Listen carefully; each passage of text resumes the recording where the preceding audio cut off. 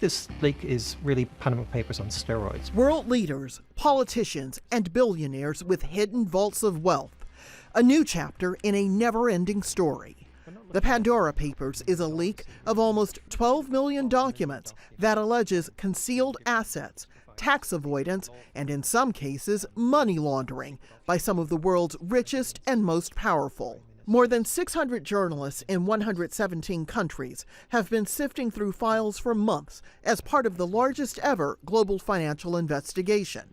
Among its findings, King Abdullah II of Jordan, who used shell companies to build a real estate portfolio worth more than $100 million, with properties spanning Malibu, Washington, and London. There's no indication or suggestion in our reporting that this is indeed illegal, but I think we have certainly asked the King, why were these purchases made through shell companies?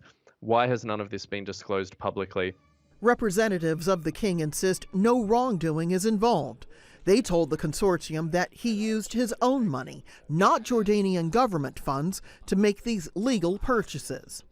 The reports also say Kenyan President Uhuru Kenyatta and his family have at least $30 million in offshore accounts. This is a president who, for many years, and even a few years ago, sat down with a BBC interviewer and said, if anyone has something to tell us that we haven't been transparent about, let them tell us. And I suppose today with the Pandora Papers, we're doing just that. Other notable leaders with lucrative holdings. The former British Prime Minister Tony Blair, who the Consortium says avoided paying hundreds of thousands in property tax on a townhouse by buying the company which owned it. The Czech Prime Minister Andrej Babis, up for re-election. The investigation found some of Pakistani Prime Minister Imran Khan's inner circle also benefit from offshore trusts.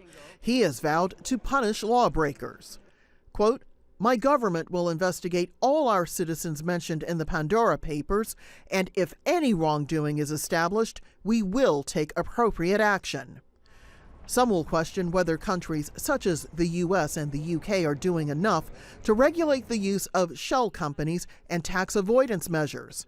Analysts say this latest report makes it hard for citizens to trust their leaders, including in the Middle East. In the Arab world, it exposes much more than just tax evasion. It exposes this. It exposes the impact actually, and the amount of money that is resulting from this web and intersection between business people and the spheres, the public spheres of power. The allegations in the Pandora Papers are just that, allegations. There is no proof that leaders mentioned in the stories broke any laws. Whether those laws should be changed is a matter for public debate. Rosiland, Jordan, Al Jazeera, Washington. Ahmad Shahidov is a political analyst in Azerbaijan. He says the reports are baseless. The real fact is that this information has no real basis and completely is black PR against the Azerbaijani government, because this type of information is circulated in a number of Western media from time to time. And later, it turns out that this is completely false. And in this way, some circuits, some powers, especially via the international organizations, are trying to get some political influence on the Azerbaijani state and the country's first person, especially President Ilham Aliyev.